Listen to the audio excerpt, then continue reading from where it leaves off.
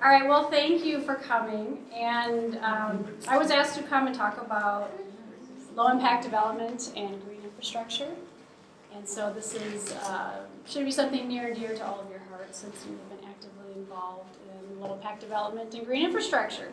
So I'm just wanted to ask you, since you've gone through some training, some of the training, and some of you, all of the training, if you could just tell me in your own words what you think low-impact development is and green infrastructure. Anyone? I think that it's instead of it being an afterthought, it's a forethought. Just it's in the planning of development. I guess. Okay. I really defined it first. Yeah, like zero-scaping. Zero-scaping? Anybody else have? I guess it has more to do about the size of the footprint or density of housing, also with green spaces around it. The way that I try to explain it when, just even driving over here with my husband, was that low-impact development is designing with a forethought and thinking about it ahead of time in a way that has a minimal impact on the environment, both the watershed, so not making it so it's all permeable, but trying to build in such a way that it almost acts as if nothing changed. So this is really an example of both low-impact development and green infrastructure. So we're going to talk about the differences and the similarities. But I have on here so much more, so we're going to actually cover a lot of different stuff. I have a lot in here, this presentation. Some of it should definitely be reviewed for you, so I can certainly sort of speak through that. But if you have any questions, just interrupt me, and I will be happy to answer them, because sometimes that produces some good discussion. And I think we have to be out of here by 8:45, did she say? Okay, so I'm going to try to read. So I always like to start with pictures because we love pictures of kids doing things, and this always is a good way to remind me of sort of why I'm in this business and why I love talking about water quality issues. And this is actually some kids from staff members at the district. So whenever I go through this presentation, I send them their pictures to remind them of when their kids were really little.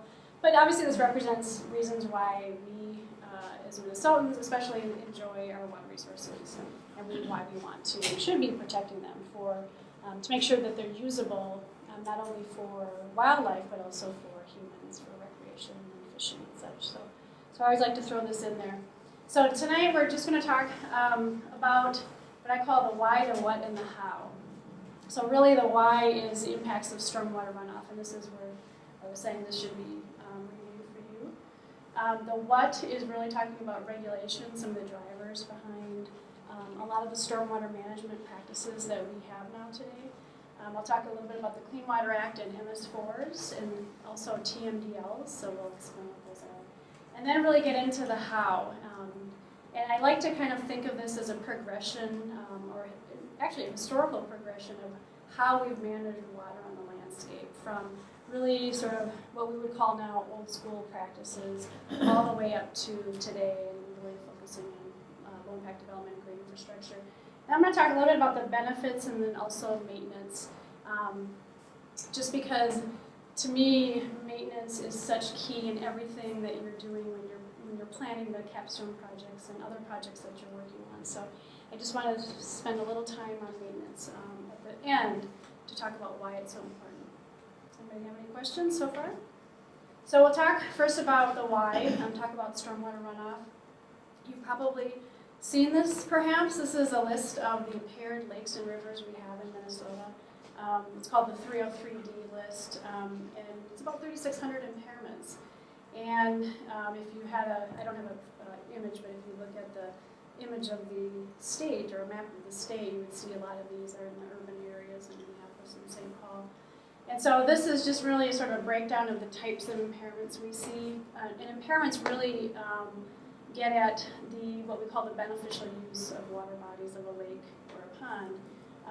So when we talk about impairment, we mean that it's impaired so that's not sustaining the beneficial uses that we want these resources to sustain. So As you can see, heavy metals is a big one, and that's really atmospheric deposition at mercury. So we don't really work in the realm of mercury impairments because we're dealing with stormwater, not air pollution. I mean, not that we shouldn't, but we don't do that.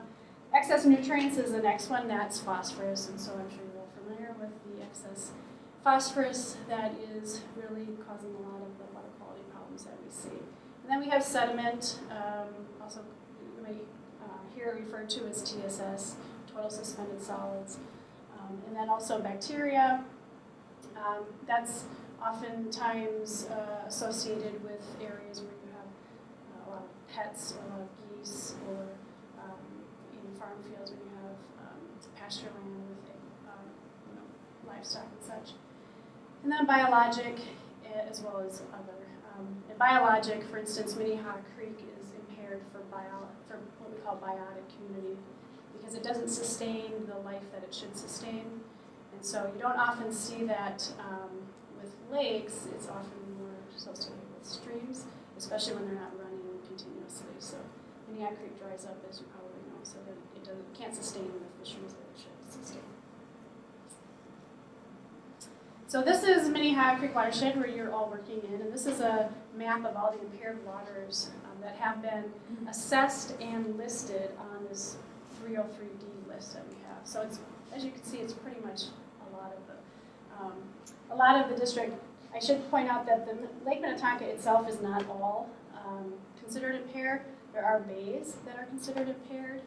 I just realized when we made the map, it listed the whole thing as impaired, but that's really not totally accurate. But all of the lakes in our upper watershed are impaired. Minnehaha Creek itself is impaired, the chain of lakes, everything down in the lower part of the watershed. So pretty depressing to look at. And this is really, this is from decades and decades and decades of how we manage water on our landscape. So it's depressing, but I guess it's... Yeah, Leslie, thanks for coming. Yeah. Sunny days are here again. So anyway, so this is what really drives a lot of the work that we do. Are all the, do all the impairments break down the same way? Is it In all Minnehaha, in our district? in the different areas? No, we're primarily nutrient impairments, some chloride. Like for instance, Minnehaha Creek is impaired, and you can have multiple impairments for a water body. So Yeah. Minnehaha Creek is impaired for biotic community and chloride. A lot of the lakes up here are primarily impaired for nutrients, so excess nutrients, too much phosphorus. A lot of the smaller streams, like Painter Creek, I believe is impaired for total suspended solids, meaning sediment, so you have sediment washing in from the stream banks that's impairing the water body there. So the different impairments that you listed, they're all kind of like causes of problems, but the biotic one is sort of like the result of many problems put together. Is Yeah. Is it just sort of the broad? It is a broad, kind of a broad brush, because you could say if something's impaired for nutrients, probably the biotic community is also impaired. And I don't really have an answer to why that is. I mean, these are state standards that are set. So that's a good question. I've never been asked that. Doesn't some of it have to do with the usage, with the classification? Well, right. Every water body has a use classification, but that would be, drinkable, swimmable. I don't know. Recreation is a class, Yeah. fishing is a class, swimming is a But class. like Minnehaha Creek, it's recreation. It's not fisheries though, but it's impaired for biotic. I don't know. I don't know the answer to that. That's a good question. That would be a question for somebody at the PCA. We should have someone come and talk from the PCA. Well, then we will. You should. Okay. Okay, I'm hoping everybody knows what this is, a watershed. So this is obviously just a very fun, moving description of what a watershed is, so you guys spend time on that. But stormwater runoff, and I know that you guys have talked about this, but I think it's good to just remind ourselves of how we define stormwater runoff. And so really, when it comes to management, it's really about water that's flowing over the surface of the land, and also anything that's carried with it. So that's where all the pollutants come in. And so, we can have lots of different types of precipitation that all generate runoff. So snowmelt is a huge generator of runoff and a huge pollutant load, obviously in the spring, for not only sediment that gets accumulated when they're putting sand down on the streets, but also chloride is a huge source, or snow is a huge source of chloride, pulses of chloride into our water bodies. So you can't just think of when it rains, you have to think about when that melts too. So I think we've talked a little bit about this, but when you think about the runoff, and this especially now that you're working on projects, at least some of you have completed projects and some maybe in different stages of working on actual practices that are managing water. It's important to always think of the three sort of main issues, I call it issues with regard to runoff. And really it's about the volume of water, the rate that it's flowing, and the quality or what's in it. So you need to kind of think of those three aspects of runoff when you're thinking about the practices that you're putting in your yards or a neighbor's yard, for instance. This is just a indicator of the difference or the changes in runoff based on land, what we call land use. So when you have areas that are highly green, a lot of vegetation, no development versus areas where we have a lot of development, a lot of impervious surfaces, you'll see that the water that's soaking into the ground is quite a bit more in areas that have a lot of green space maintained versus areas that have a lot of hard surface, which seems intuitive. And then as you're going along the spectrum to develop, you get a lot of runoff that's being generated. So in the Minneapolis area, this is where we're really kind of focusing. And so this is what's causing this over many, many, many decades. This is what's caused a lot of the problems we have in our water bodies because we have changed the way the water's flowing in the landscape. Yes, Bruce. One thing that I kept asking about last year, and I don't know if I really have an answer, but I think I kind of do, but in our watershed district, especially in Minneapolis, that's all true, sort of progression and development, but it hasn't changed for, really the hard surface ratio, or whatever, it hasn't changed for 100 years. And 50 years ago on out here, the lakes were much cleaner. Why is that? And I don't know the answer, but it probably has to do with phosphorus and nitrogen and fertilizer and just the cumulative effect of just the decades adding up, more and more. Yeah, and you're correct in downtown Minneapolis, for instance. You have a lot of it's been developed for a century, so there's been a lot of projects that have been put in the ground though to manage that water differently than it was historically. So, for instance, the water's worse. The water's right. Well, like the chain of lakes, the water quality has improved. The algae is worse. Well, have you looked at any of the studies that the park board I has? haven't looked. That's just sort of anecdotal, my impression of it, but. Well, that's a good point. The problems have changed. Yeah. It used to be some more sediment, now it's more nutrients and. I think people just use more fertilizer now, and they want greener grass, and it's just. We put more down on our streets to maintain passable roads. Yeah, that causes that algae growth. Pardon? That's what causes the algae growth. There was if you remember the snowstorm of 91, the big snowstorm we had?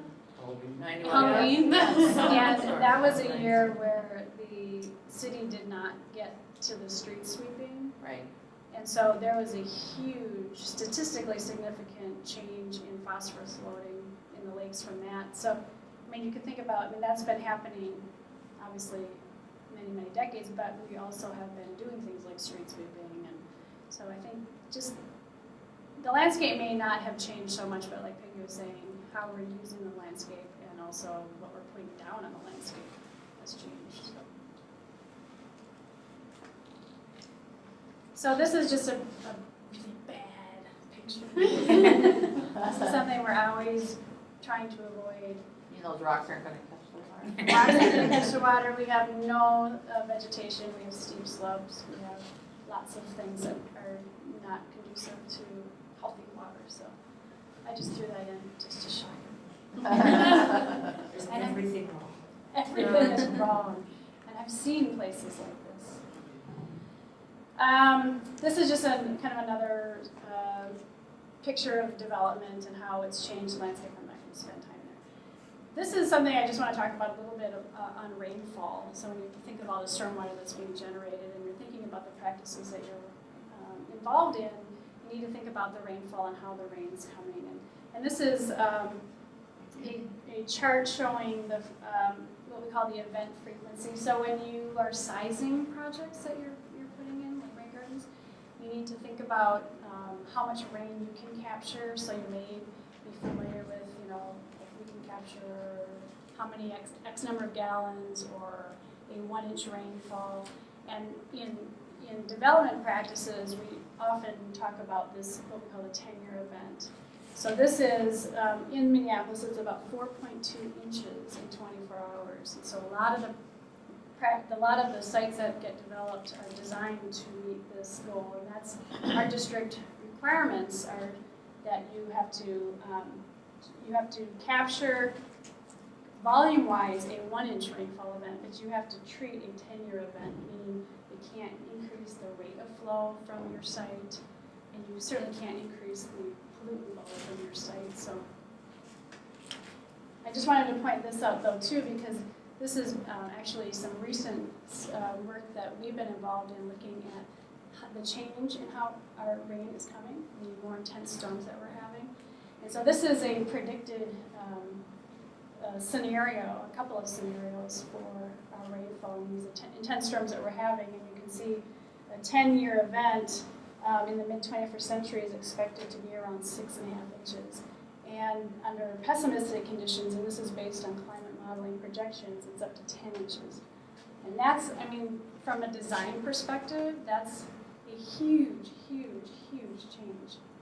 I mean, it's very difficult to design to meet the 10-year event if it's 10 inches.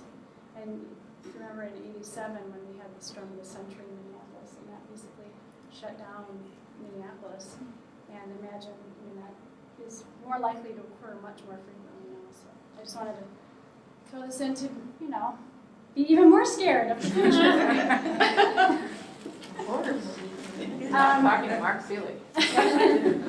So this is just about, have you talked about soil at all? I mean, when we talk about soil, when we talk about practices, we not only do we have to focus on the rain and how it's coming, but also the soil.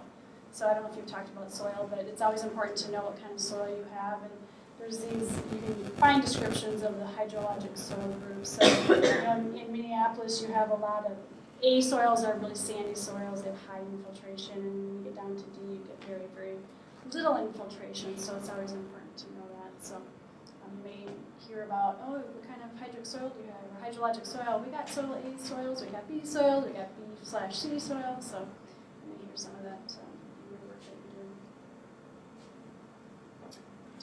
Did you want me to talk about first flush? Sure. Okay, I'm going to go back. So first, we talked about a 10-year storm. Have you heard this concept of first flush? First flush. So when you think about when it rains, and you think kind of a storm is moving in, it's starting to rain, and then it gets more and more intense.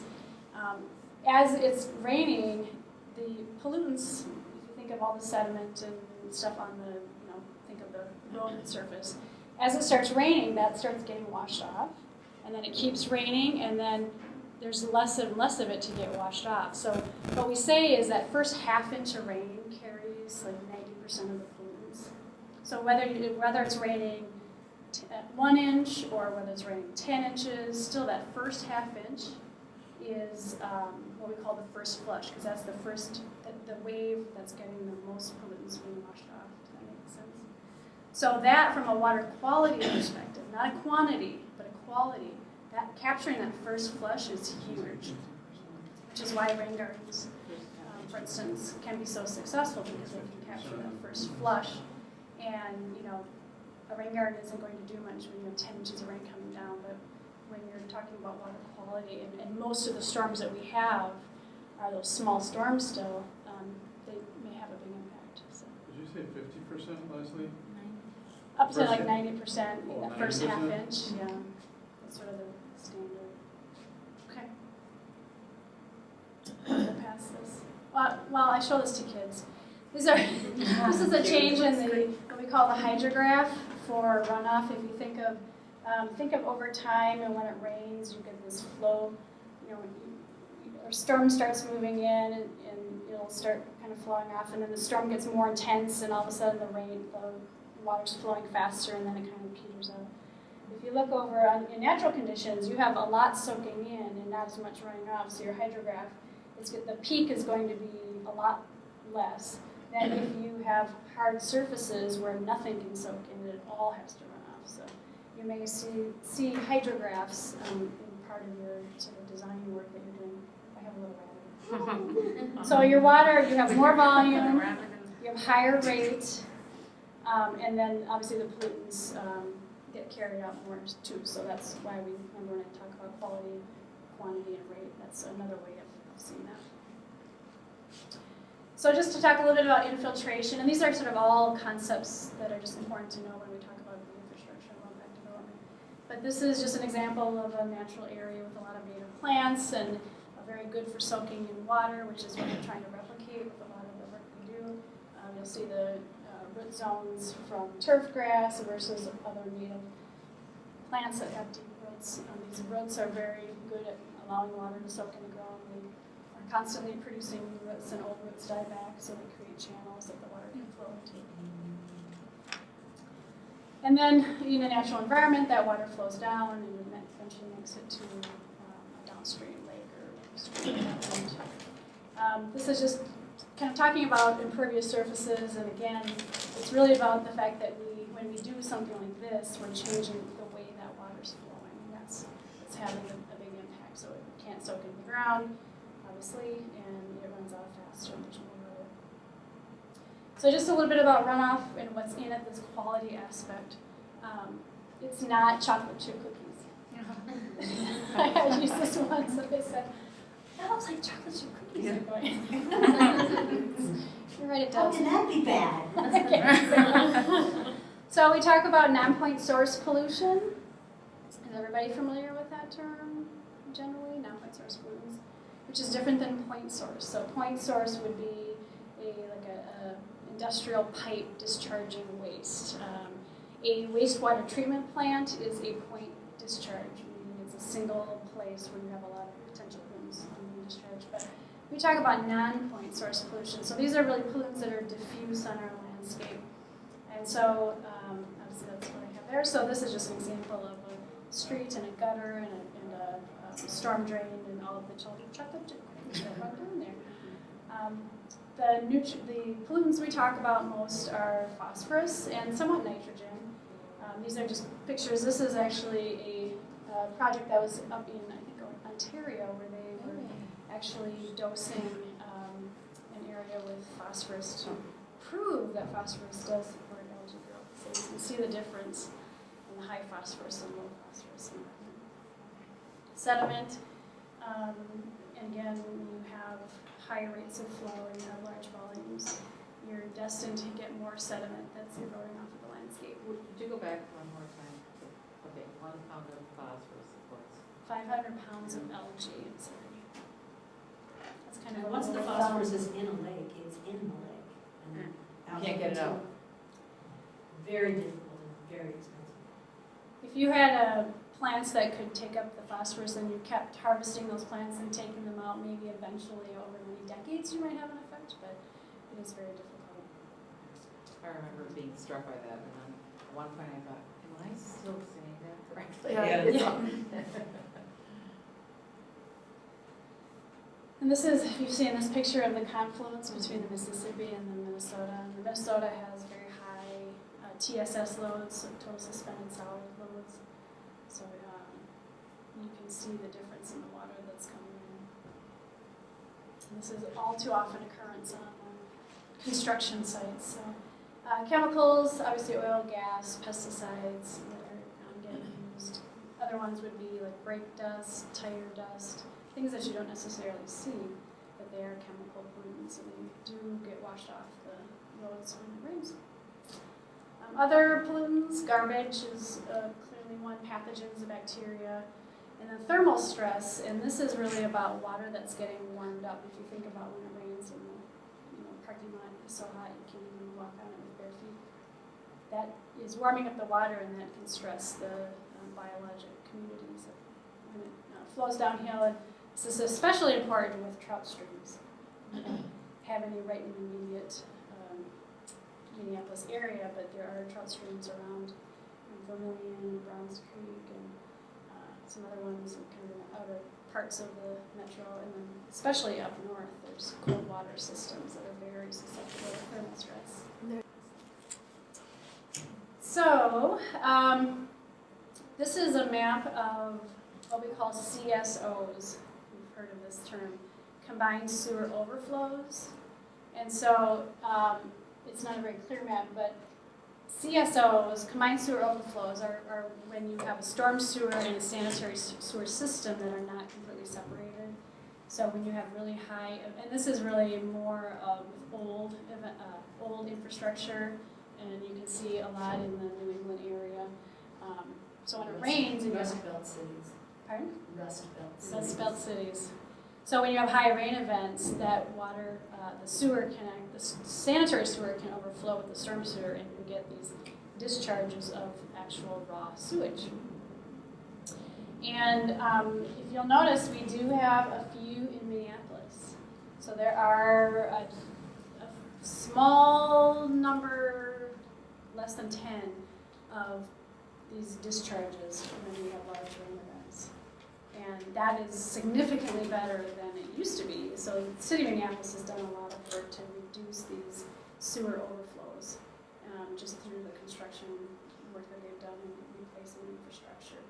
But in other communities, CSOs, they'll have hundreds, like Chicago and Philadelphia. And so they are really desperately trying to find ways to manage the water without having to go in and rip up all of this infrastructure that they have. So that's why when we get into low impact development, green infrastructure, it becomes really important for cities like that. Not that it's not here in Minneapolis, but we are lucky that we don't have that in CSOs. But we have a few.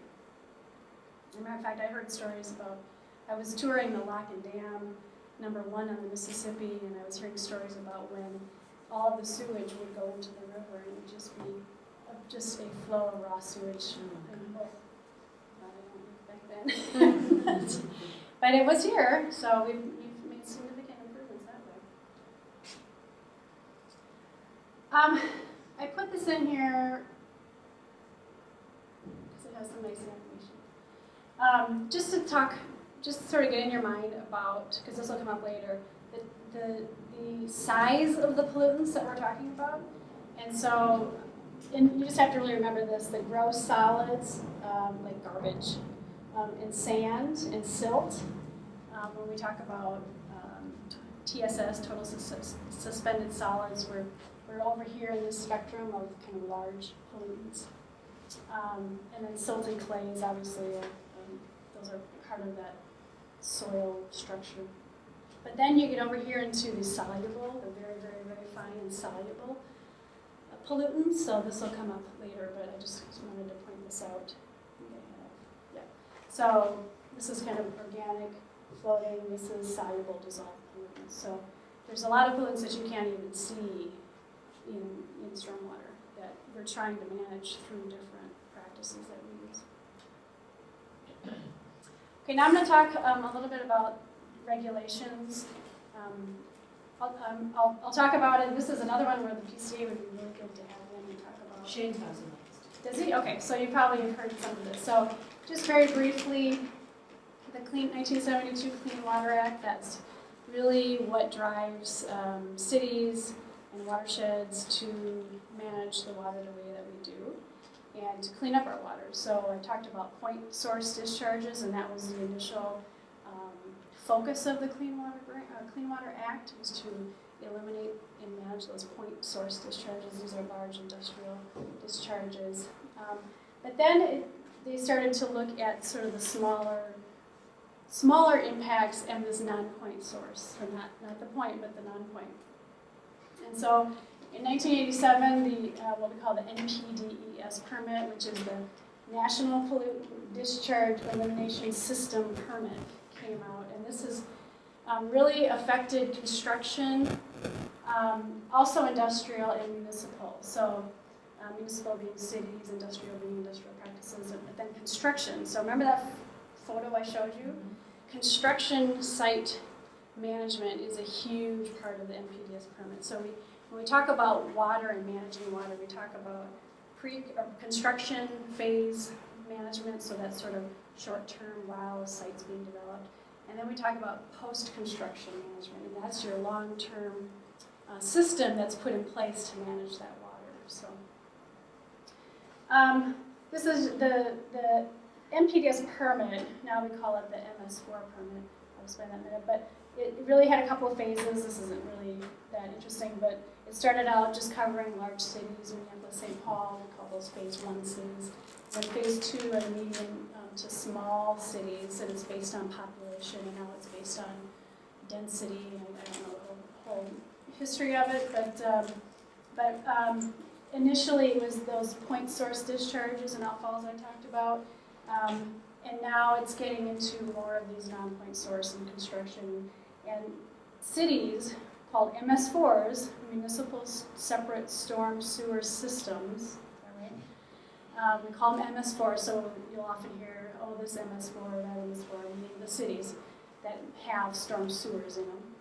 They have to, part of their permit is they are required to develop what we call a SWIP.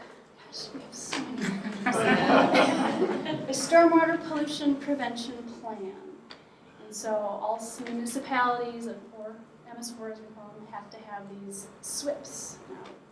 So that's really about cities and how they're managing water and how they're, so they have stormwater ordinances in place that require a developer to have pre-construction or construction activities in place to manage during construction, and then post-construction activities. And these are the practices that we talk about in like rain gardens and rain barrels and cisterns and such. So, yes.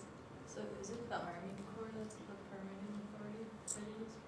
No, they do some permitting, not for stormwater. They do wetland permitting and waters of navigable waters. So that's a whole other arena. But they're not involved in stormwater, to my knowledge. No, PCA is the state level authority that really enforces the Clean Water Act, the federal Clean Water Act. Do you know if SWIPs are publicly available? Yeah, we put some of them on the website. Okay. Service section. Yeah, most cities, Some of the first grade suburbs do put most of the cities have they have water plans, so like 10-year comprehensive plans that include their SWIP, and so most cities have that online. I would say. They're required to. Are they required to? Okay. So the phases there, those just phases in time, or are they like, are municipalities? It's phases in the type of city that you have. So it's Okay. the phases of the permit. Okay. So what they did was they said, okay, first we're going to tackle the big cities. Yeah. And then we're going to start addressing the smaller communities. And it was initially, at this point, it was based on this population of the community. Now there's a new permit out. So they do issue this new permit. This permit comes out every 5 or so years. They're required for 5 years, but it gets delayed. But anyway, so there's a new one out right now, and I believe they're not going to straight population number. It's a density value. So it's interesting, but nothing really. Yeah, I was just sort of, Interesting. yeah. I was just sort of curious if, suburbs were treated differently, like your Well, they are. inner ring suburbs are treated differently because they're smaller cities, but they're connected to the bigger cities. I would say, if I recall, Minneapolis, for instance, out here, Minneapolis is a phase 1 community. All of the other suburbs that we have in our watershed are all phase 2 communities. So they're all called permitted MS4s. So, Thanks. I think Minneapolis, St. Paul, and maybe Rochester. maybe are Rochester. the only phase 1 cities in the Not state. Well, Duluth. Duluth. This is why you need somebody from the PCA. Duluth maybe, but I don't think so. Okay. All right, any other questions?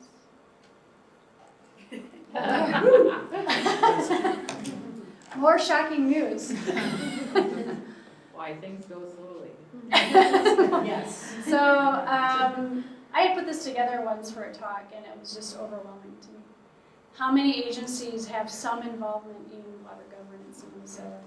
And off and on, we have discussions about how do we streamline water governance, and I don't know if there are any answers, but it's complicated. I mean, we've got federal agencies, we've got state agencies, obviously, we have regional, here's a watershed district, and cities, we have others, and these aren't necessarily involved in regulation, but they're certainly, when they own systems, like we have housing developments that own a stormwater pond, so in fact they do own their system, but they're not required to the city actually has the requirement to maintain those. So anyway, that's just a scary figure of how complicated. But really, I think what it does mean is that Minnesota has a long history of emphasizing the importance of water in our state, which is why we have watershed districts.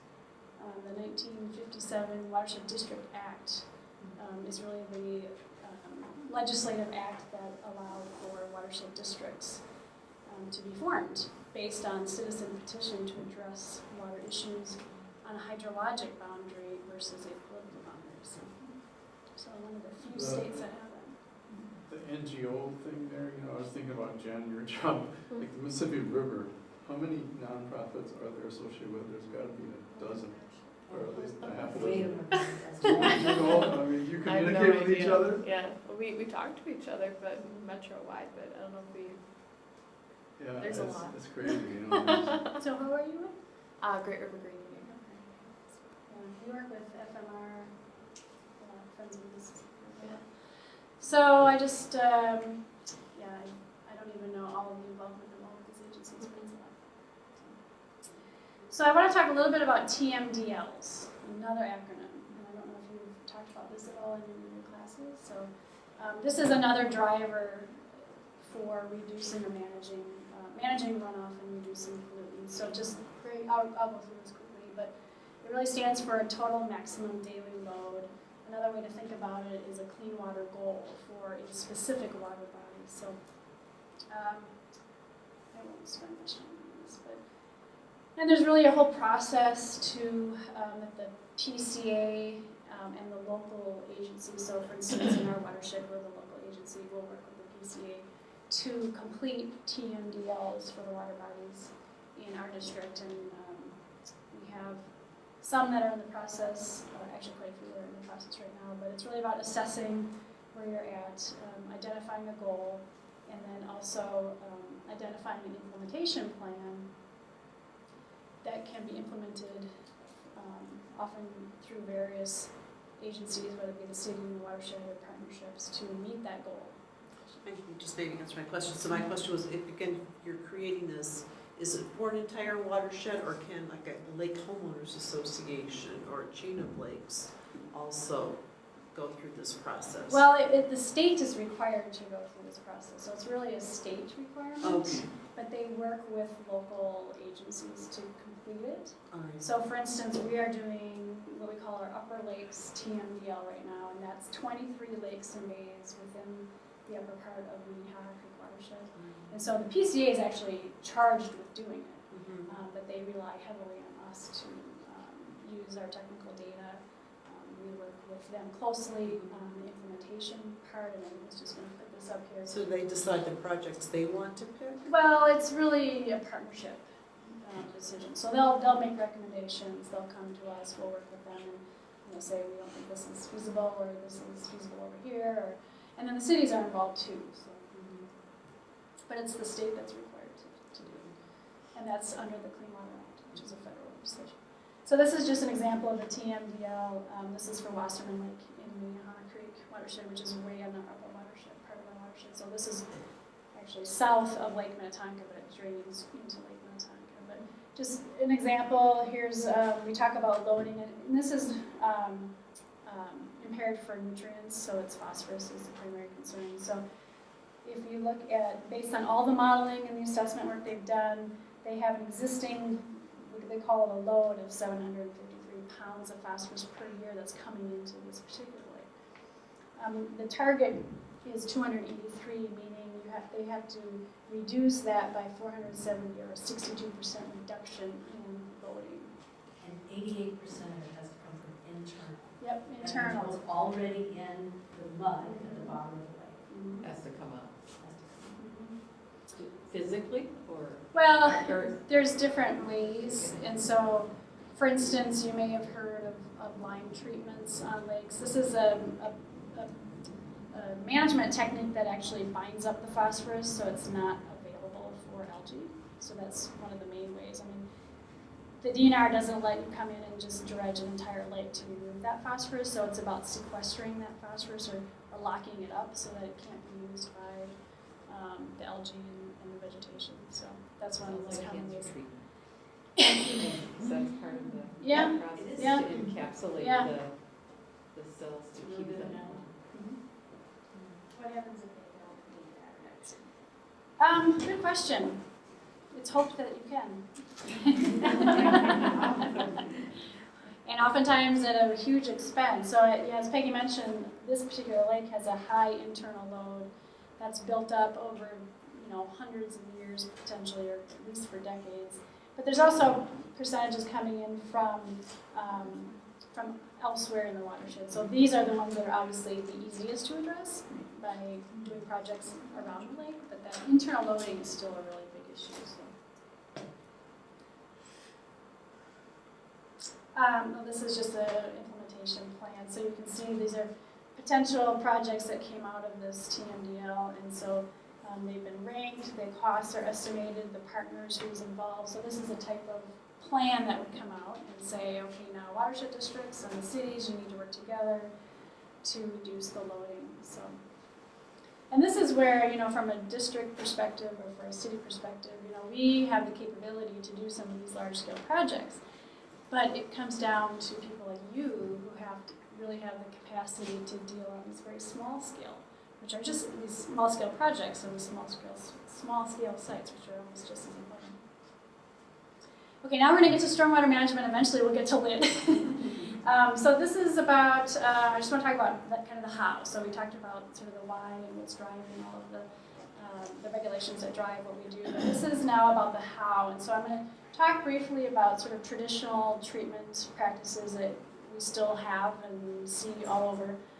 Conservation design is something I'll get a little bit into, and then we'll get into low impact development and green infrastructure. And you can see some of the dates. There's just been kind of a progression in the philosophy and how we manage water. So, NERP ponds. Have you heard of NERP ponds? These are stormwater ponds.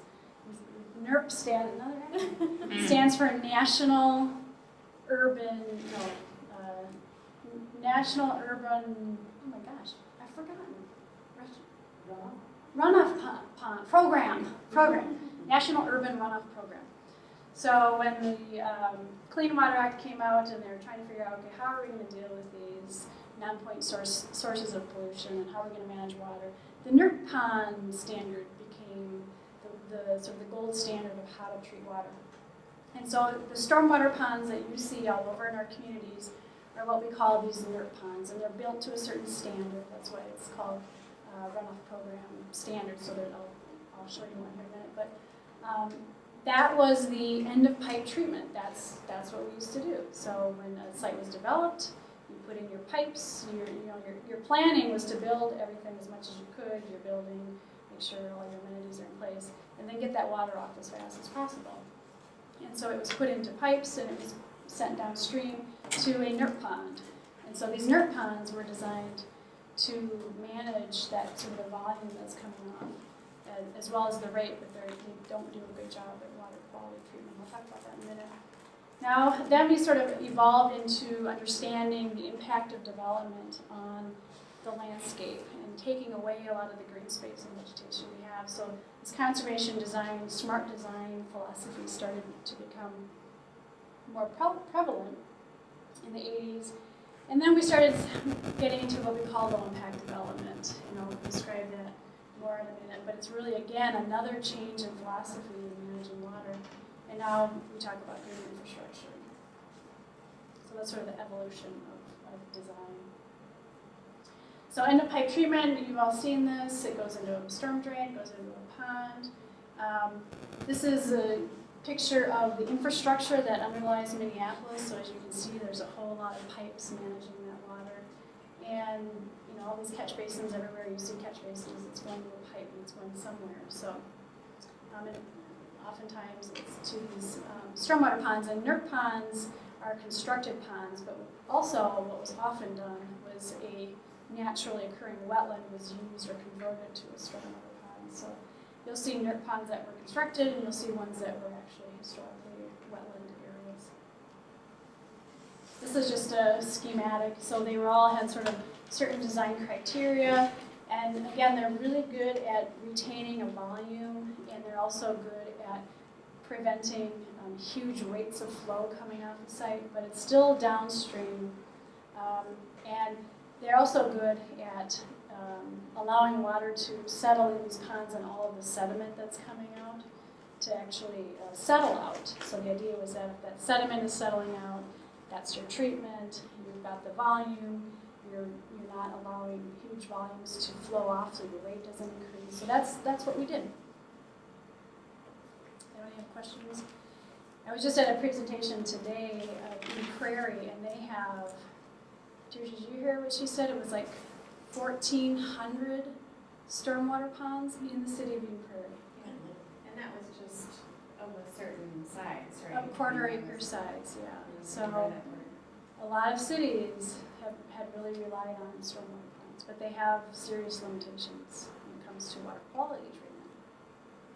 Did they say at all how they're doing with maintaining all four? Well, that was what the presentation was about, because the new permit, and remember I told you there's a new permit out, it requires cities to inventory all of their stormwater practices in the next 5 years. Doesn't require maintenance. They went through actually a lawsuit a while ago that in response to that, they have started this inventory and assessment program and will be starting to regularly maintain their ponds. But so when you maintain a inert pond, it usually means you're dredging out all of the accumulated sand that's settled out to retain, so to gain back that volume that was originally constructed for. So. But that's a huge issue. That's why I have maintenance on my docket tonight if we meet there. So does anybody have any questions? So again, I mean, this is still a huge part of our stormwater management, and we still teach classes on stormwater ponds because we have so many of them in the Twin Cities. This is just an example of, actually, the city of Victoria. So you can see areas, all these little dots, lots of stormwater ponds. So again, I told you we kind of started to recognize that the way we develop impacts our land and also impacts our water. So the idea was really shifting on, if we know that the water changes as we develop, how do we get something like this that we can live in to actually function more like this? So it really started to turn into, the way we started thinking about design and stormwater design is to thinking about the function. And so that's how we get into low impact development. But first I want to talk about conservation design real quick. Conservation design is really a philosophy for design, especially if you think if you're designing a subdivision. We just had one in our district with 1,000 homes in Woodland Cove, 1,000 sites. And so it's really this conservation design practices really looked at how do we protect open space, how do we cluster homes so that we're protecting the open space, and how do we minimize that impervious cover. So this was recognized, these ideas were recognized decades ago. What does disconnect? Disconnect impervious surface. So that means, well, if you think of your home, disconnecting your downspout from your driveway, because when you have a continuous connection of hard surface from like your rooftop to your driveway to the street, water's just going to flow right down. If you can disconnect that in any way and get that water to go on the ground, then it's more likely to infiltrate. So. And then this is in terms of the subdivision or whatever you're Yeah, creating. so this is the kind of the philosophies behind conservation design. design. It's minimizing impervious cover, disconnecting impervious cover, and protecting those natural areas, which often translates into clustering homes. Right. And this has huge but when from the city's perspective, there's a lot of zoning ordinances that they have in place that oftentimes are contrary to what developers are trying to do. So there's some big projects that have taken place where they've had to really work with the city and actually change some of those zoning ordinances to allow them to cluster homes, reduce sites, reduce setbacks, and protect that open space. So. Washington County has a lot of those conservation development take places. If you want to go see some of them. So there's a couple really famous ones actually, like the early ones. Yep. So I'm trying to think of the name. So like communities Jackson where they- Meadow. Jackson Meadows, I think, is one Yeah. of the first ones. The Minnesota Land Trust, the Mhm. organization I work for, we hold the conservation easement protecting the open spaces between the houses. And so it gets to be really interesting because you can see like all the different types of developments and how they changed. Yep. It's a cool idea. I don't know. Well- my jury's out about them, but Yeah, because we have some in the western side. We just did a tour of some for some local officials, and the jury's out. I mean, we have one that has extremely wealthy, expensive homes on it. Yeah. And so, I mean, some say, well, you can only do this when you have really expensive homes because that's the only way that the developers can afford to take a lot of land and keep it out of development and reach their goals too. So, Don't they like incentivize them with density bonuses and stuff? yeah, I don't know much about that. I would guess so. Do like more multi-family? The ones that I know of, it's the developers who have chosen to pursue doing a conservation design development versus having the city say, okay, you can only do this type. Now that's changing because, for instance, the city of Victoria, they have certain sites that are set aside for conservation development, meaning anyone who comes in there and purchases that property and wants to develop has to follow the ordinances that are particular to that site. So. Washington County requires, I don't know how much they require, but there's some new developments have to have certain amounts of land set aside, I think. Okay. So, And that's really one of the, Yeah. the outcomes of conservation design. Because I know Bancroft Meadows was in Medina, and they had just a heck of a time going through the city to get approval to do stuff like this. That was a while ago. So, anyways, again, it's about function. It's about restoring the function of our natural areas. I'm going to skip all this. Now we're going to get to low impact development finally. So, hopefully you sort of are seeing an evolution of how we're designing things. So, low impact development, or we call LID, really started in the 1990s, and it started. The definition, this is sort of the technical definition, it's an approach to stormwater management that mimics a site's natural hydrology and is a versatile approach that can be applied to new development, retrofits, and new development. So it's really about, low impact development is really about restoring the functions of a natural site, meaning the infiltration, the evapotranspiration, the plants taking up the water and transpiring it into the atmosphere. So that's technically the definition of low impact development, restoring the site's hydrology that mimics natural conditions. And it started out in Maryland, Prince George's County, and this was in a response to, it says here limitations of conventional stormwater management, but they have a lot of CSOs out there that they're trying to address these overflows that they have. So they're trying to find ways of managing water. They don't have space to put in large stormwater ponds, so they were looking for alternatives. And so that's sort of how low impact development evolved back in the 90s. And this is the very first manual that came out. And you can get this on the websites. There's a site called the Low Impact Development Center that has this on there. So this is the very first one. This is what started it all, really. And so the philosophy here is very similar to what we've sort of already talked about, and especially with conservation design principles. It's about reducing impervious surfaces. So this is just a picture of way too much impervious surface. So it's about reducing impervious surfaces to reduce the quantity and rate of runoff. It's about things like reducing street widths and creating more space for infiltration to again mimic that sort of natural site hydrology. And it's also about infiltration, so enhancing infiltration as much as possible, which is where your rain gardens come in. And so it's a philosophy, as I said, about mimicking natural hydrology. But another way to think about it is to keep the water on the land as much and as long as possible before it leaves a site. So that's another way to think about low impact development. Any questions? So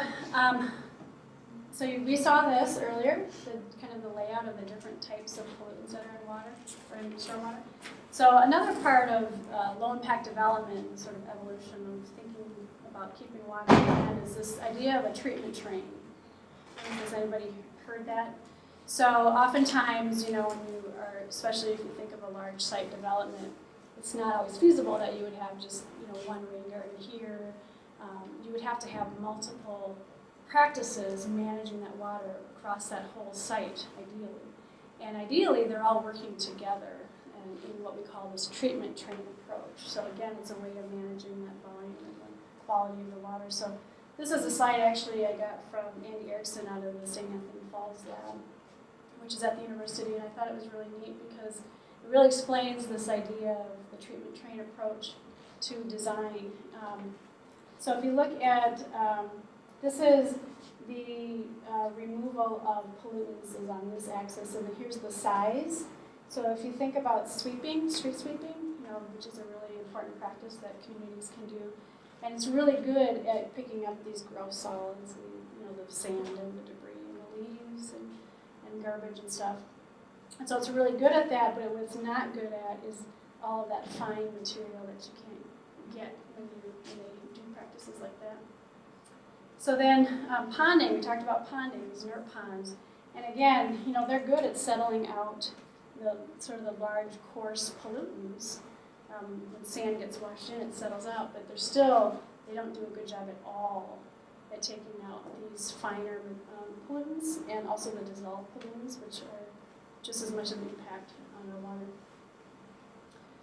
So then we now are getting into filter media that are removing sort of the smaller, finer materials as well as some of these dissolved pollutants. And then adsorption, this is actually where you're removing a lot of those dissolved pollutants because they're actually absorbing or being sequestered to other particles. So I gave you the example of the lime treatment that actually locks up phosphorus so it can't be made available. So this is another way of thinking of low impact development in this treatment train is not only how are you going to manage the rate and the quality, the quantity, but what are you going to do to manage the different types of the pollutants that are in that water? And so when we look at development plans that come in, for instance, for permits, we're looking at this kind of treatment train approach to see if they're actually capturing as much of the pollutants as they can. So,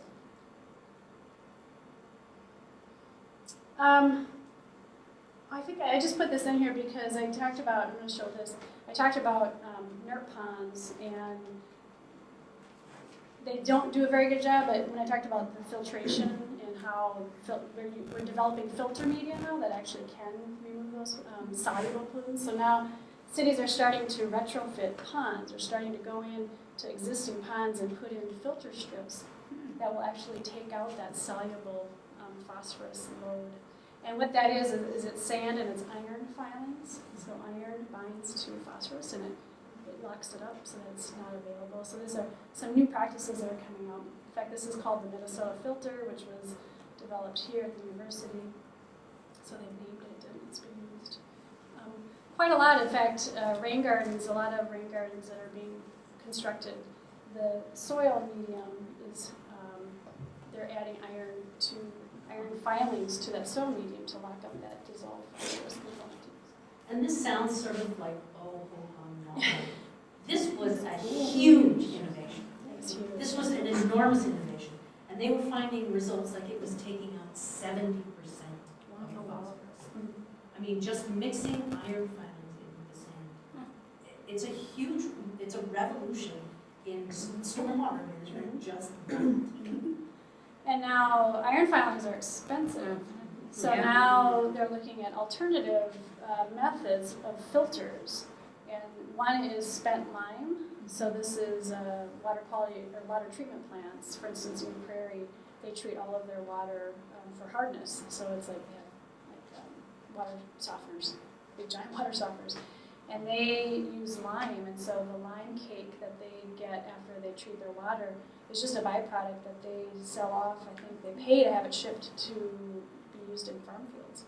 But that's a source of potential lime that can be used to retrofit all of these thousands and thousands and thousands of ponds to actually have them be much more efficient in removing pollutants compared to the way they're designed for.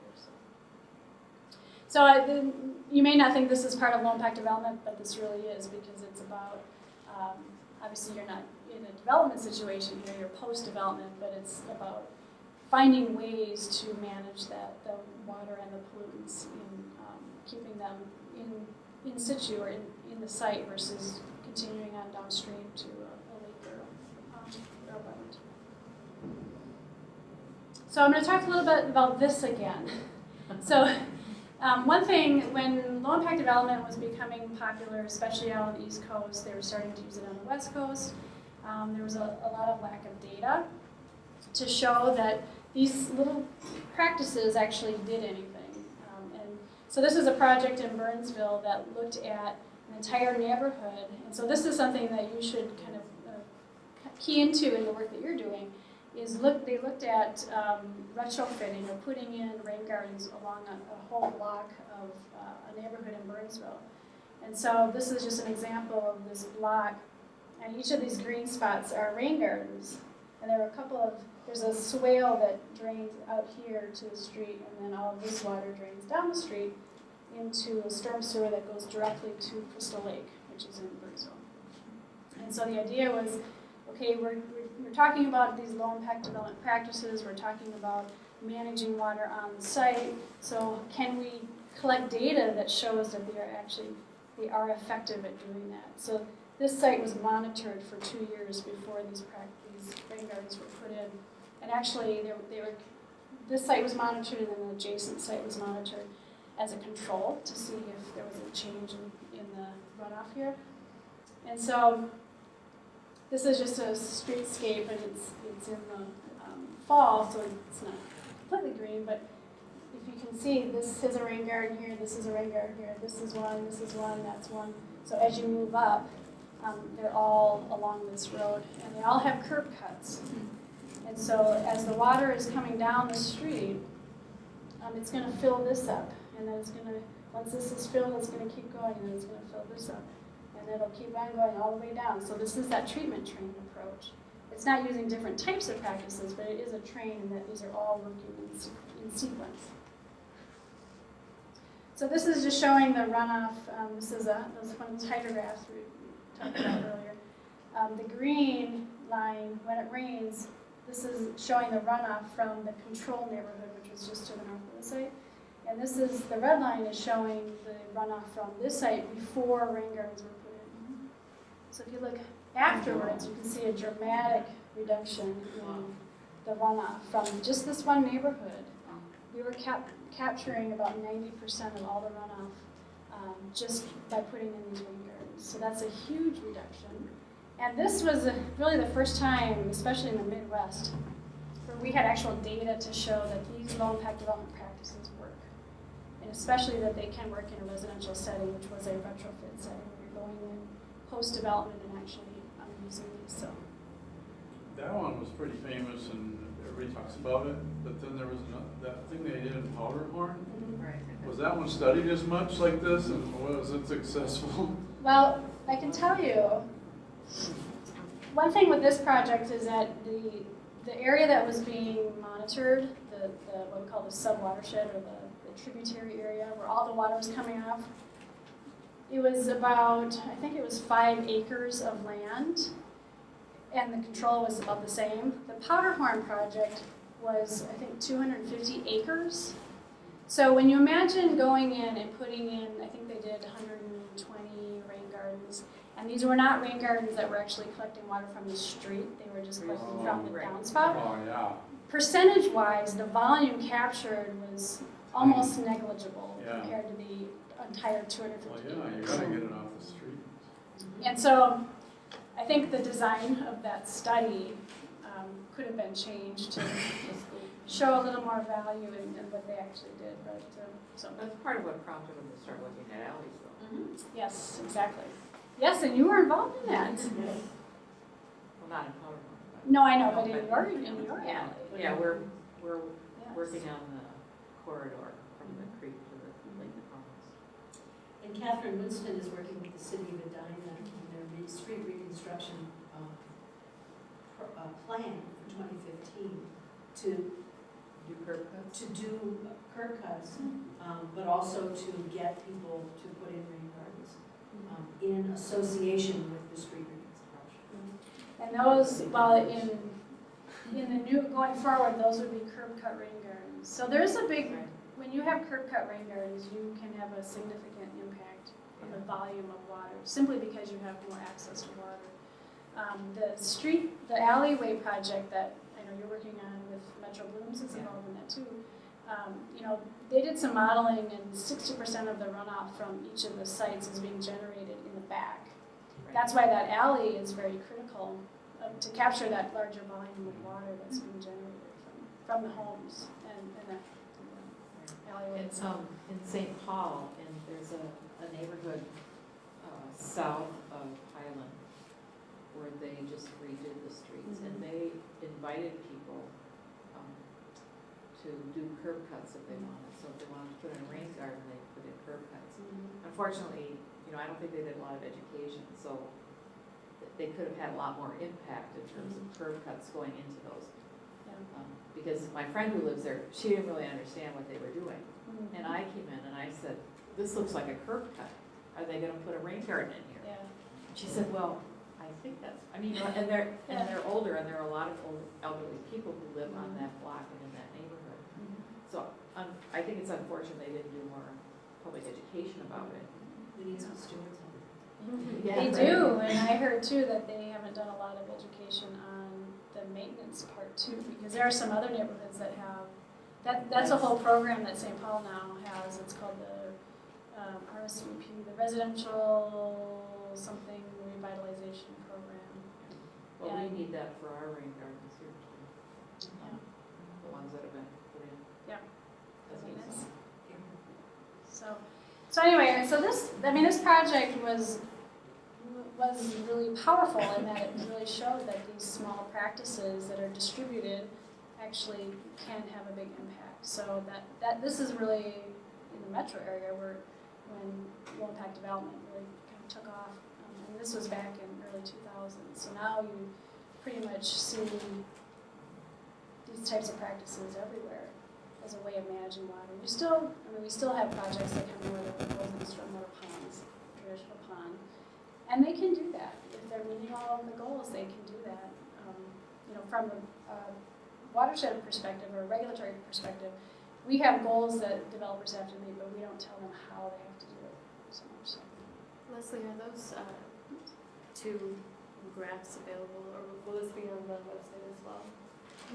Sure, it's on your desktop right now. There's a website on that, isn't there? Oh, on the Yeah. project, I think. On Birdsville rain gardens. What about the Diamond Lake project? Because that was the whole rain garden thing too. Did they ever do any study on that one? There was no monitoring as far as the runoff. There was calculations based on modeling, but they didn't actually monitor anything in the storm sewers. That's really unfortunate. Yeah, I've been working with the city to try to, well, for instance, your project, I've been strongly suggesting that they find ways to monitor the storm sewer to actually evaluate the impact that that project would have. Yeah, that's a good idea. I haven't gotten very far yet. Costs money to monitor. So anyway, this is just another visual way of showing the runoff reduction post-construction, or yeah, post-construction, you'll see obviously again there's a large reduction in runoff on that side. This is just another way. Oh, this is actually, these were monitored in 2010. They were constructed in 2003 and then monitored for 2 years, and then monitoring stopped, and then in 2010 they monitored again. And just to kind of quickly show, this is the runoff from pre-construction, so this is sort of the, before the rain guards were put in. This was after, so this is showing you that large reduction.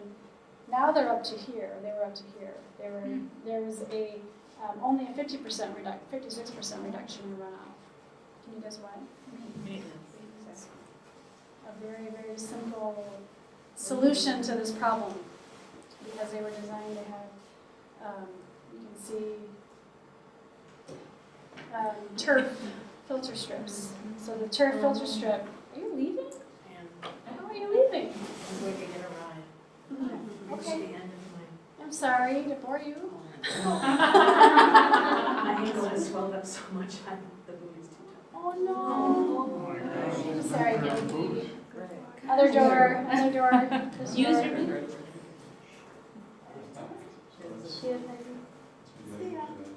So this was a very Spring event. so when we talk about putting these rain gardens and catching the kind of the coarse materials, that was what this was designed to do. The water would come in here, but all of the sand and stuff would get accumulated in this grass before it goes in. It's easier to remove it from here than it is from in that garden. So, and when you are developing or designing gardens, that's something you need to think about: is where's that water coming from? Is it carrying sediment? I mean, usually it's not if you have a downspout. Your roof water is pretty clean. But if it's in an area where it's actually accumulating a lot of sediment potentially, you need to think about catching that sediment before it gets into your garden. So we call that pre-treatment. So in this case, these all, over time, the sediment was accumulating, the grass was growing, it was going up, and then it was actually physically impeding the water from getting in here. So it had nothing to do with the function of these rain gardens. It was that water couldn't actually get to them. So are they doing something about that? Or? Yeah, they went in and actually cut all the sod out, dug it down, put the sod back, so they're functioning now. And that was a pretty simple solution, which hopefully you always have simple solutions. But again, that's where a case where that maintenance is so critical, and when it's not being done, they're not going to function. So Yeah. as designed. So. Well, knowing what to do in what kind of situation. Yep. This is just a picture of before Before. and after. So I don't know if the owners of the Blue House know how many times they get a penny for every time it's used. So now we get into, so we talked about lid. So lid is about mimicking natural hydrology as much as possible, using these distributed practices, treatment trains, to really manage that volume and quality of the water and keep it on site. So green infrastructure is now sort of the new wave. I mean, this is really, you hear a lot about low impact development, but you also hear a lot about green infrastructure. And green infrastructure really spans more than just development. So low impact development is practices, and well, it's a philosophy, it's also practices when you're actually developing or redeveloping. But green infrastructure is kind of even more than that. So we talk about green infrastructure and we compare it to gray infrastructure, which is sort of the traditional way that we would treat things. So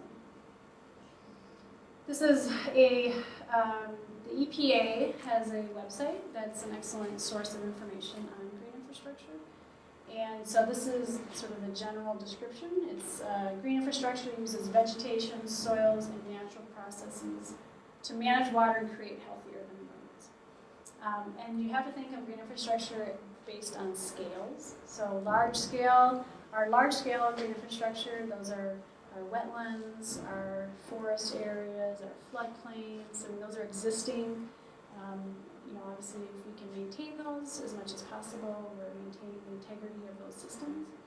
But then also on the scale of a neighborhood or an individual site, it's really about practices that mimic, similar to low-impact development, that mimic a natural site. So soaking up water, infiltrating into the ground, using plants to transpire water into the air. So low-impact development and green infrastructure are very strongly linked together, but there are also some differences. And you can have low-impact development practices that I would say are not technically green infrastructure, because when you think of green infrastructure, it's about the soils and about the plants. And now in the evolution of design, we have designs that are actually capturing large amounts of water and putting it underground in large infiltration trenches and pipe galleries that are underground, like a parking lot, for instance. If you think of the West End, some of the West End development, they have huge underground galleries and pipes under the parking, which is taking all of the water, a lot of the water from that site, and it does let it infiltrate into the ground, but you don't have the benefit of the green, you don't have the benefit of the plants. So a green roof is a good example of green infrastructure. And so something like that is definitely managing water, it's keeping it on site, it's infiltrating it, but you don't have these other benefits that we get from plants that we really try to focus on as far as producing healthier communities. So here's an actual example, which I would not put in here, and I will say that amongst stormwater design professionals, there isn't always even agreement on the definition of green infrastructure and low impact development and where that line is, and they're often used interchangeably now. So, but you will see more use of the word green infrastructure because, again, of these multiple benefits, which I'll talk about in a minute. But here's an example of an underground pipe gallery that's under a parking lot. Now the benefit of this is that you can maintain the use of that surface for parking or for driving, yet you can also manage water underneath it. So this is becoming really popular. These are very expensive though, and maintenance is a huge issue with these. But you'll see things like grassed filter strips. This is an area that is designed to infiltrate water, but it does have green, it's turf, so it's green space, so visually it's pleasing. But this is an area, for instance, where they needed to maintain the use of that surface, so this was what they chose. But these are tree trenches or tree boxes. This is in Minneapolis.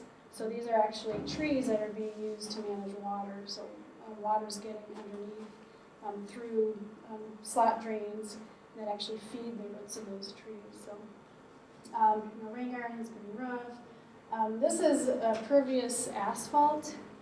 And so, I would argue this is not really green infrastructure. There's no green here. But it is infiltrating water in the soil, so it's using that soil. So to me, there's kind of a sort of a fuzzy line between the green, what's actually green and what's still low-impact development. They could dye it, right? Pardon? They could dye it. Yeah, green instead of black. So, Creates this is actually some of the same, but here, this is another concept called living streets. You may hear this term. This is really focusing on the benefits of green infrastructure and low-impact development by reducing impervious surface, putting in rain gardens to treat water, enhancing the green space, the aesthetics, the habitat quality of that area. So cities are now looking at green street policies. Maplewood has one now. Edina just passed one, so they'll be doing their first green streets or living streets project. So it's really, again, or you may also hear the word complete streets. So it's about impervious surface, it's about green space, it's about transportation as well, multimodal, so having bikers and walkers and cars. So every city here looks at it differently, but that's becoming much more prevalent. I just have some examples. This is the Ramsey, Washington Metro Watershed District Office, and so they use their site as a demonstration site. So they've got large rain gardens. They're managing water off of their roof through a scupper system that's more kind of visually pleasing and draws people's attention to the fact that they're actually collecting that water. So if you're ever up in the area, they also have an impervious concrete parking lot. City of Minnetonka campus, these are not very good pictures. I need to get new pictures, but they have very extensive green infrastructure and low-impact development practices. So they manage all of the water on that entire campus through these rain gardens that are in the parking areas. They've got pervious pavement in some areas, but it's about the treatment train approach. So they're all connected and they're all distributed throughout the whole campus, but they're all connected hydrologically. So they can manage large volumes. I think they actually can manage a 100-year event on site, so, which is not very typical. Instead of creek nearby. And the creek, and so this all flows down way over to an area that then eventually drains to the creek. And it's a pond. It does end in a pond. You always have to have these safety. Engineers have to have safety, so you still have to have that pond to manage large volumes. But the pond's never ever wet because it's all being managed on site. This is another example in Minneapolis, 37th Avenue Greenway. I'm not sure if you guys have been there. But this is a place where they had, historically it was a street, and they went in, they were having large volume or flood issues up here, so they wanted to actually see how, the city wanted to construct a project that would manage these flood volumes, but also enhance the green infrastructure of this area. So what they actually did was, they actually took out a whole street. And so they, these are alleyways. Yeah, these are all alleyways. Oh no, there's a street, alley, street, alley, street, alley, street. And they actually, there was a street going down here, and they actually took that whole street out and made it into a greenway for pedestrian traffic. I'll show you here. But underneath it is a large flood storage system. So all of this was draining directly to the Mississippi River. So underneath is huge box culverts that are collecting a large volume of water. But they also have rain gardens throughout. It's kind of hard to see, but they have rain gardens throughout the whole greenway here. So Where is the boundaries? Like, so the 37th Avenue, this is the north-south street, I assume. 37th Avenue is, so there's Penn, and, no, I took a tour here, you think I know. I can get you that, I don't know it offhand. I was thinking it was the, It's a, in Uptown. No, that's the mid, Yeah. that's the Midtown. This is way up in North Minneapolis, off of Penn Avenue. It's like I never go Yeah. That's already in place. That's already in place, you can go Wow. and walk on that, yeah. That's cool. We should tour that. yeah. Yeah, it's a pretty good tour. Yeah, that'd be cool. I mean, I know we're doing a watershed tour, but we should do actually a tour of projects. The city and it's like, Because there's a lot of new projects that aren't in our watershed. We should tell Peggy that. I'll tell Peggy that. Tell Peggy that. Write it down. Another tour. Add another tour to the list. Because this is an impressive project that the city undertook, and also this is an underserved community, and there were a lot of engagement work that they did with the residents here, and it's become a very successful project and really a model for other parts of the city. Who did this? The city? Well, the city initiated it. Bar was there, the designers, but the city really initiated it. But it's quite a urban planning concept too. You Yeah. know, It's different. It's very radical. It's very radical. That is so cool. But it's neat. It's really impressive. They did that. This is another one that is at the Maplewood Mall. If you're wanting to see some of this, they use, so this is classic green infrastructure. I mean, they're using a lot of plants. They're putting in rain gardens along the entire perimeter of the mall, but they're also using tree trenches. And these are Swedish tree trenches. So actually, this is a design that's based on Sweden's design. So it's one of the first in the country. And they have, I think, 146 trees now that are outfitted along the entire parking area around Maplewood Mall, and they're all capturing large volumes of water through slot drains in the And then the water is also watering the trees, so there's something underneath. Watering the that tree, is- yep. I saw a presentation on that, and the Swedish one is all rock. Yeah. There's no soil at No all. soil. So I don't know how those trees grow. Well, and I know the designer on this, and they actually did wash some soil into the rock, and she was They must fertilize concerned that or there something. wasn't going to be enough nutrients. Yeah. But they don't use any soil in Sweden. And Yeah. I saw a presentation on that, and the roots just flourish, the trees flourish. So the way we plant urban trees traditionally is not Yeah, conducive you to think root of up growth. north, they grow, and the Yeah. trees grow right out of the rock. Right, yeah, so, And it just reminds me of just so much, I guess, I work in a corporate, and what horrible practices they have as far as just maintaining around trees and stuff like that. They build Yeah. up those big soil, Yeah. or those big yeah. homes and stuff. They could be doing a lot Yep. just to, We have about 10 minutes, so I'm kind of behind here. This is examples of green roof. The Target Center is a really good example of a very large-scale green roof, and they're capturing, I believe it's is it a 100-year event thing that they're capturing? It's about a 100-year storm event, which is huge volume. Here's a garage. So green roofs can work on small-scale residential as well. More examples of green infrastructure. So really, it's about same philosophies, keeping the water on site, soaking it into the ground, but making use of the natural processes that we have in plants and soil. And these are not from here; these are from Seattle. Seattle, Portland, Oregon, Seattle, and the East Coast are really the sort of the leaders in green infrastructure design. the East Coast, you said?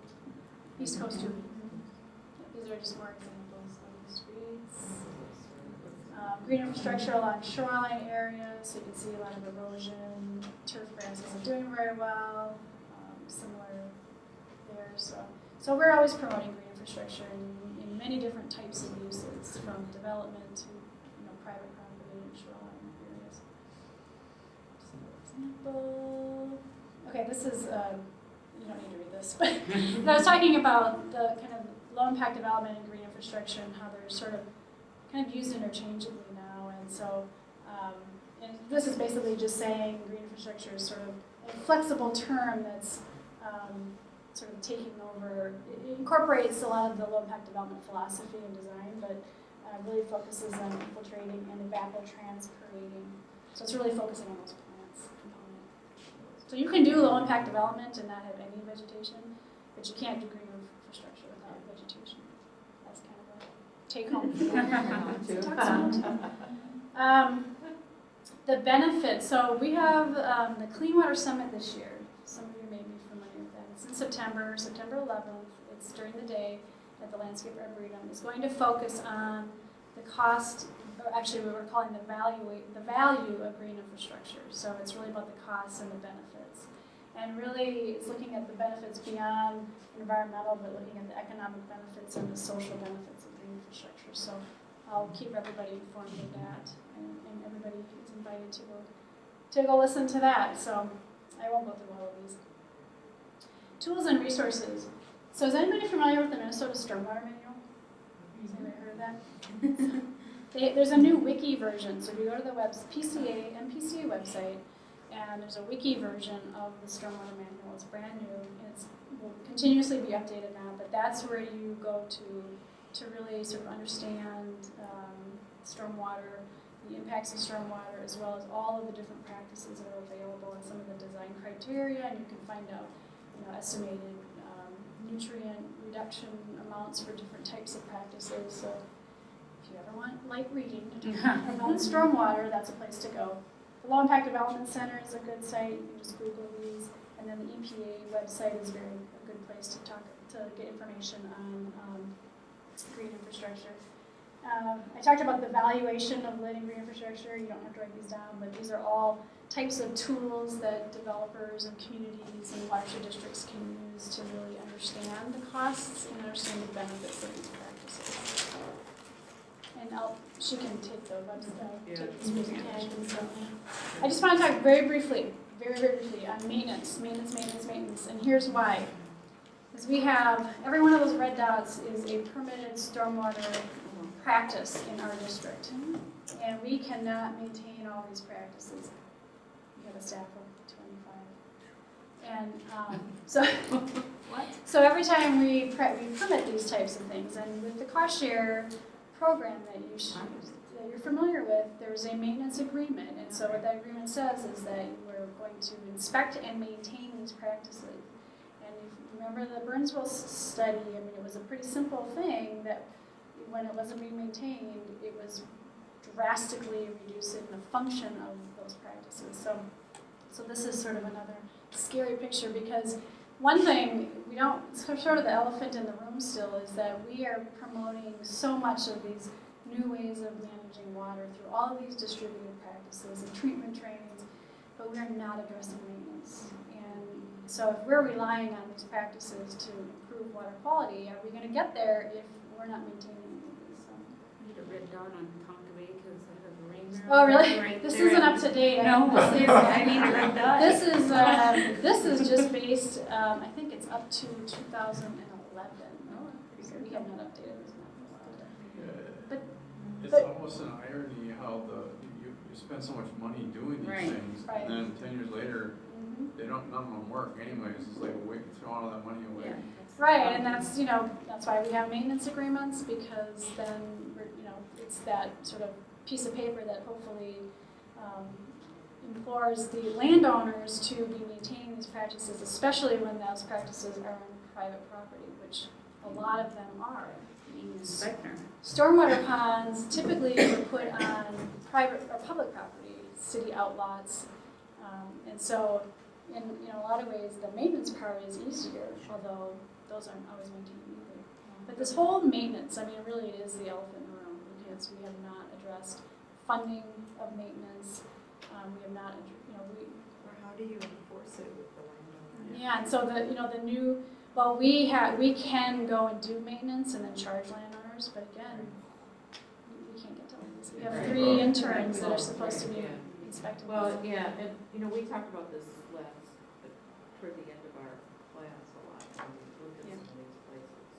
Mhm. It seems like there could be some ways to,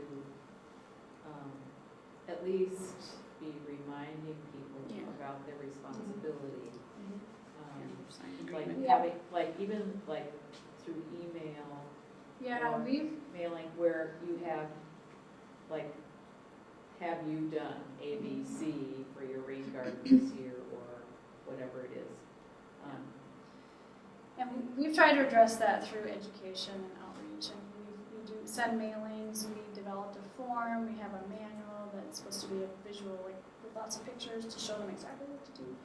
Yeah. And compliance is still really low. And I know one of the Master Water Steward candidates this year is working with Metro Rooms to develop a mobile app that will aid in visual inspections of rain gardens, to then sort of as a screening tool to then indicate, okay, these may need to be maintained, so then we have to tap into the water streets, work with these landowners to maintain them. So that's one Maybe a way. volunteer opportunity for us. Right. Yeah, exactly. I mean, from our perspective, I see this as a huge potential for Master Water Resource or stewards and volunteer hours. So we just need to put sort of the process in place for that. So.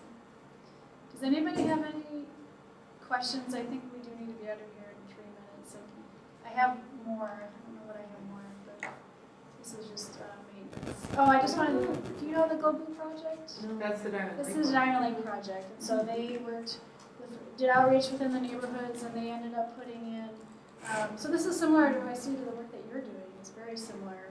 They were putting in rain gardens, this is a rain exchange system, so they're capturing the water and using it as a bubbler for I'm sorry, what's underneath there? Is it a? it's cistern? It's a cistern, yep, and then a bubbler.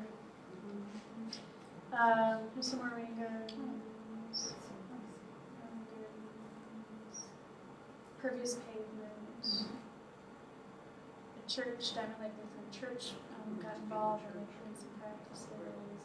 And this is all that they put in, so they had 25 rain gardens. So now Friends of Diamond Lake is looking at phase 2 of this project. So now they're trying to get support through the Watershed District and Metro Blooms to apply for some funding for phase 2. So But this is an Could we, example. like more of these, more of the same with more people. Yeah. But they didn't include any, you said they didn't do anything to measure the There was impact. no monitoring. So that would be the thing to add to phase 2. I have brought that up many times. If we're going to do this, we should be monitoring to see reductions in I mean, volume. you know, any other place you apply for money, you go to United Way for money, you have to have an evaluation. Right. So it doesn't seem like it's that. Yeah.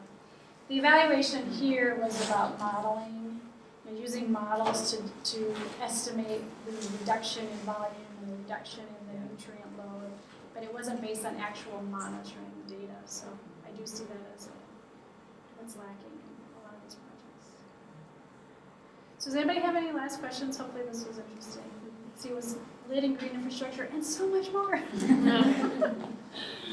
I'll be happy if you guys have any questions. My email, I don't have it on here, but it's through the website. It's just Elliott@Minnehaha Creek. Peggy or Lauren, she's got the presentation you guys can have. Yeah. So, thank you.